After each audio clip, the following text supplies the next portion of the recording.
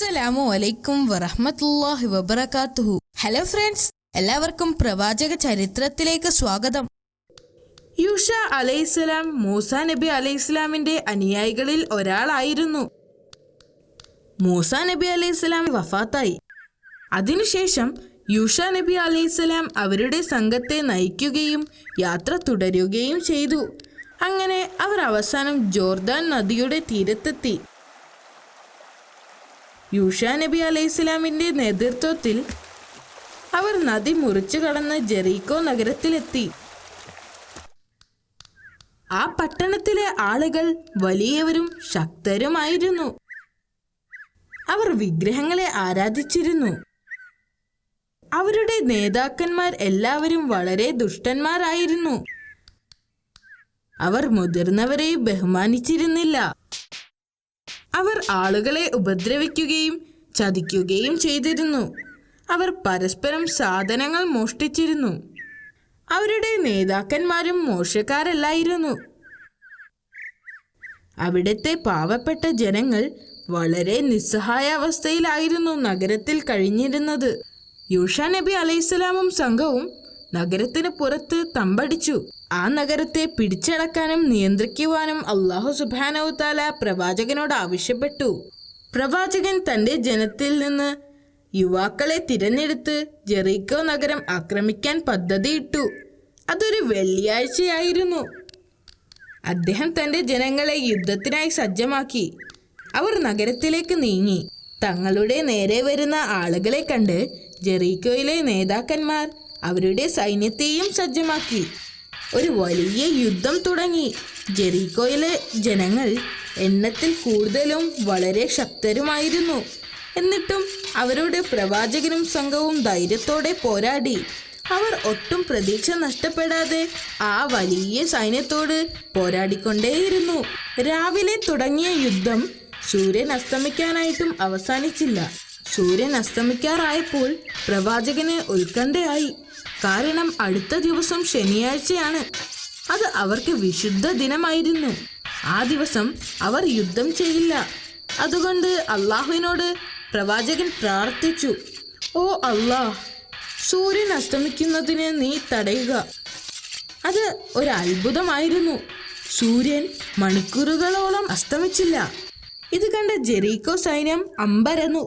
ഇത്ര സമയം അവരുമായി യുദ്ധം ചെയ്ത ആളുകളെ ദൈവം സഹായിച്ചിരിക്കുന്നു എന്നവർക്ക് മനസ്സിലായി.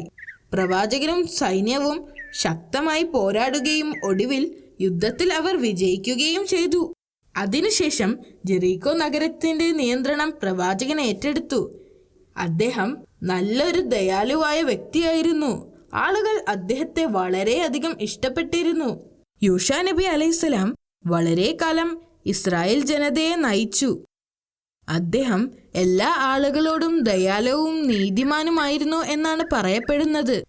അള്ളാഹുവിൻ്റെ ദയയും കാരുണ്യവും കൊണ്ട് ഇസ്രായേൽ ജനത കുറേ കാലം സന്തോഷത്തോടെ ജീവിച്ചു. അവർക്ക് ധാരാളം മഴ ലഭിച്ചു.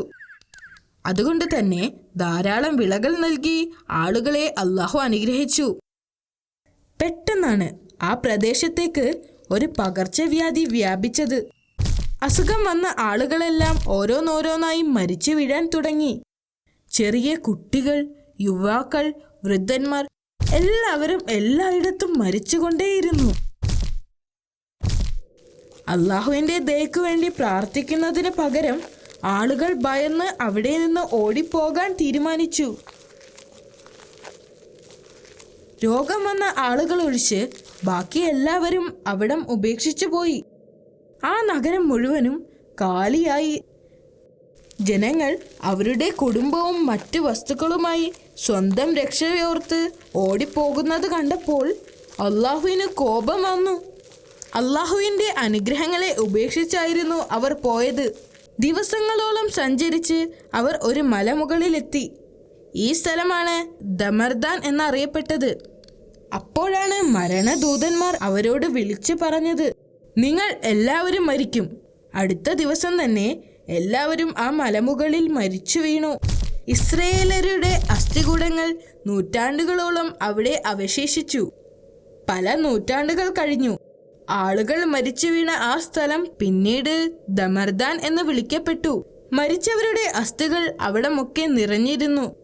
യൂഷ നബി അലൈഹി ഇസ്ലാമിന്റെ അനുയായികളിൽ ഒരാളായിരുന്ന ഹിസ്കീൽ നബി അലൈഹി ഇസ്ലാം ഏക സത്യദൈവത്തെക്കുറിച്ച് ആളുകളോട് പ്രബോധനം ചെയ്യുന്നതിനു വേണ്ടി വിവിധ സ്ഥലങ്ങളിൽ പോവാറുണ്ടായിരുന്നു. ഒരിക്കൽ ഹിസ്കീൽ നബി അലൈഹി ഇസ്ലാം ദമർദനിലൂടെ നടന്നു പോകുമ്പോൾ ധാരാളം അസ്ഥികൾ ചുറ്റും കിടക്കുന്നത് കണ്ട് അദ്ദേഹത്തിന് അത്ഭുതം തോന്നി. എന്താണ് സംഭവിച്ചത് എന്നറിയാൻ കുറെ സമയം അദ്ദേഹം അവിടെ നിന്നു. തനിക്ക് ചുറ്റും ചിതറിക്കിടക്കുന്ന അസ്ഥികൾ കണ്ട് അദ്ദേഹം അമ്പരന്നു. ഇത്രയും അസ്ഥികൂടങ്ങൾ എങ്ങനെ ഈ മലമുകളിൽ ചിതറിക്കിടക്കും? അദ്ദേഹം കുറെ സമയം അതിനെക്കുറിച്ച് ആലോചിച്ചു. എന്താണ് സംഭവിച്ചത് എന്നറിയാൻ കുറെ സമയം അദ്ദേഹം അവിടെ നിന്നു. പെട്ടെന്ന് അദ്ദേഹം ഒരു ശബ്ദം കേട്ടു. ഞാൻ അവരെ തിരിച്ച് ജീവിതത്തിലേക്ക് കൊണ്ടുവരുന്നത് എങ്ങനെയാണെന്ന് നിനക്ക് കാണാൻ ആഗ്രഹമുണ്ടോ? അള്ളാഹുവിന്റെ ശബ്ദം പ്രവാചകൻ തിരിച്ചറിഞ്ഞു. അതെ, പ്രവാചകൻ മറുപടി പറഞ്ഞു. അള്ളാഹുവിന്റെ ശക്തിയിൽ അദ്ദേഹം ആശ്ചര്യപ്പെട്ടിരുന്നു. ആദ്യം ആ ശബ്ദം, അസ്ഥികളെ, അള്ളാഹു നിങ്ങളോട് ഒരുമിച്ച് ചേരാൻ കൽപ്പിച്ചിരിക്കുന്നു എന്ന് പറയാൻ പ്രവാചകനോട് കൽപ്പിച്ചു. ആ ശബ്ദത്തിന്റെ ആജ്ഞയനുസരിച്ച് പ്രവാചകൻ ഇങ്ങനെ പറഞ്ഞപ്പോൾ ചുറ്റിലുമുണ്ടായിരുന്ന അസ്ഥികൾ അന്തരീക്ഷത്തിലൂടെ പറന്നു വന്ന് അസ്ഥികൾ കൂടിച്ചേർന്ന് ഒരു അസ്ഥികൂടമായി മാറി. ഒരു വലിയ ജനക്കൂട്ടത്തിന്റെ അസ്ഥികൂടങ്ങളായി മാറി. പ്രവാചകന് തന്റെ കണ്ണുകളെ വിശ്വസിക്കാൻ കഴിഞ്ഞില്ല. പിന്നീട് ആ ശബ്ദം അദ്ദേഹത്തോട് ഇങ്ങനെ പറയാൻ കൽപ്പിച്ചു. അസ്ഥികളെ, ഇത് നിങ്ങൾക്ക് വേണ്ടി അള്ളാഹുവിന്റെ കൽപ്പനയാണ്. നിങ്ങൾ മരിക്കുമ്പോഴുണ്ടായിരുന്ന മാംസവും വസ്ത്രവും ധരിക്കുക. പ്രവാചകൻ ഇങ്ങനെ പറഞ്ഞപ്പോൾ പെട്ടെന്ന് അസ്ഥികൂടങ്ങളിൽ മാംസവും രക്തവും ഉണ്ടാവുകയും വസ്ത്രങ്ങൾ കൊണ്ട് മറയ്ക്കുകയും ചെയ്തു. പിന്നീട് ആ ശബ്ദം പ്രവാചകനോട് വീണ്ടും പറയാൻ ആവശ്യപ്പെട്ടു. നിങ്ങൾ എല്ലാവരും അള്ളാഹുവിന്റെ കൽപ്പന പ്രകാരം എഴുന്നേറ്റ് നിൽക്കുക. എന്തൊരു അത്ഭുതം! പ്രവാചകൻ അങ്ങനെ പറഞ്ഞപ്പോൾ അവരെല്ലാം അവരുടെ ജീവിതത്തിലേക്ക് തിരിച്ചു വന്നു. ഏതാനും നിമിഷം മുമ്പ് വരെ മരിച്ചു കിടന്നവർ തന്റെ മുമ്പിൽ ജീവനോടെ നിൽക്കുന്നു. പ്രവാചകന് തന്റെ കണ്ണുകളെ വിശ്വസിക്കാൻ കഴിഞ്ഞില്ല.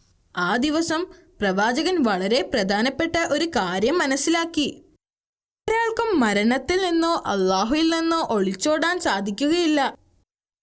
അള്ളാഹു സുബ്ഹാനഹു വ തആല ഒരാൾക്ക് മരണം നിശ്ചയിച്ചാൽ തീർച്ചയായും അയാൾ എവിടെയാണെങ്കിലും ആ സമയത്ത് അത് നടന്നിരിക്കും.